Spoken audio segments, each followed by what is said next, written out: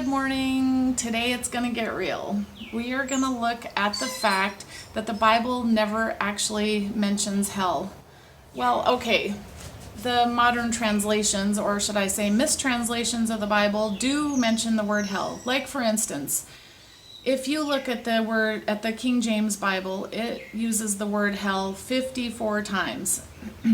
But then if you go and look at the New King James Version, it only uses the word hell 32 times.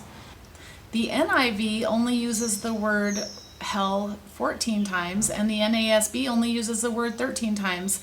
But then get this, any literal translation of the Bible has 0 occurrences of the word hell.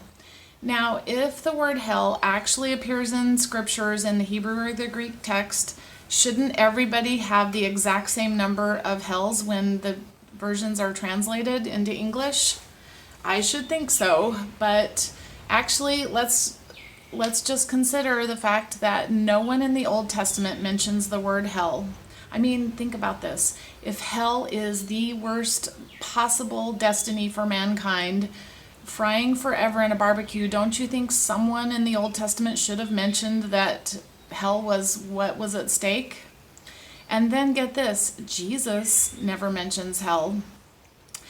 Even though a lot of modern day preachers say that Jesus mentions hell more than he mentions heaven, but that's not true, and we'll get to why in just a couple of minutes. But also consider this, the Apostle Paul, who was the apostle to the Gentiles, that's basically the non-Jew Christian believers or just non-Jews, he never mentions the word hell. Now, if Paul was our greatest hope of getting to heaven and he never mentions the word hell once, what should we do with something like that? Like, isn't that just the utmost in being irresponsible and unloving? Let's look at the words that are used in the Bible that are translated as hell. There's actually 3 unique words that are translated as hell. Maybe 4, depending on the translations. The first word is Sheol in the Old Testament, or Hades is the same Greek word translated from Sheol. And that was basically, from what I understand in reading the Jewish commentaries, it was a place of the dead. It was kind of that in-between place after you die and you're waiting for what's next. It was a mysterious place that nobody really knew what it was. And in the Old Testament, it's described as the place where both good and bad people went to Sheol. Now, here's what's interesting. If you're reading along in King James and you happen to notice that David says that he wants his body to rest in Sheol or send me down into Sheol, but then, and David's a good person, so, we're like, oh yeah, David goes to Sheol. But then when the translators get to an evil person, they say that they went to hell, and they're using the same word, Sheol, but they're translating it as hell. Now, does that make sense to you? All right, so we looked at Sheol and Hades. Hades is used in the New Testament a few times. Let's talk about the word that Jesus is supposedly using when people say that he is telling people they're going to hell. This is the word Gehenna. And first I want to make the point that Jesus only mentioned Gehenna in the teachings that we have in our modern scriptures on 4 unique occasions. And these unique occasions, he wasn't even talking to the crowds or most of the lost people. He was talking to the Pharisees and the apostles.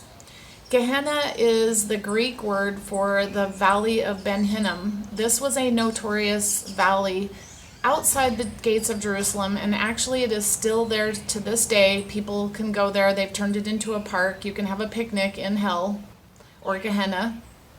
And this valley was notoriously a place for national judgment for Israel. And one of the main reasons why is because in the Old Testament, the Israelites were sacrificing their children in fire to the gods.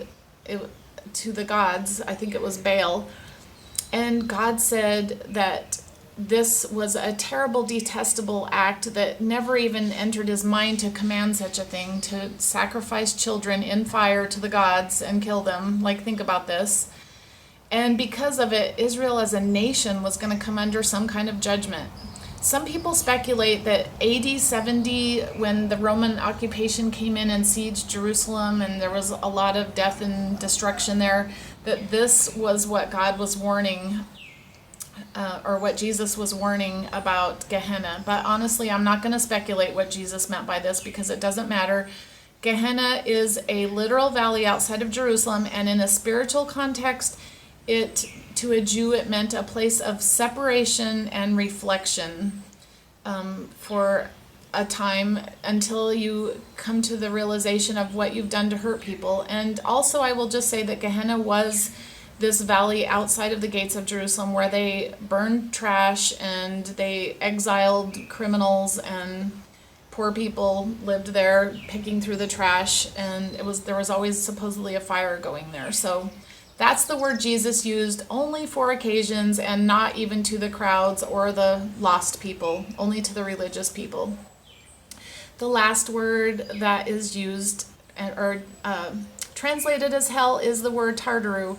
It's in either 1st or 2nd Peter, I forget which, but Tartaru does not mean hell. It's not even a noun, it's a verb that means to cast down, and should never have been translated as hell.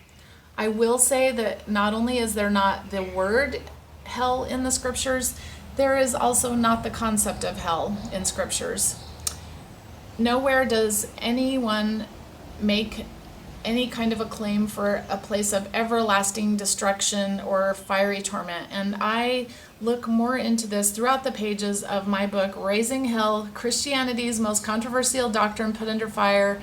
I hope that you will download it. There's a link below, read it, and you'll find out more about these words. And also, if you want to support this channel, I really appreciate it. I have a Patreon link below. So now that you know hell does not occur in the Bible, you can sigh a big sigh of relief and carry on with your day. And we will keep looking into more of why this doctrine can't possibly be true. So I'll see you next week.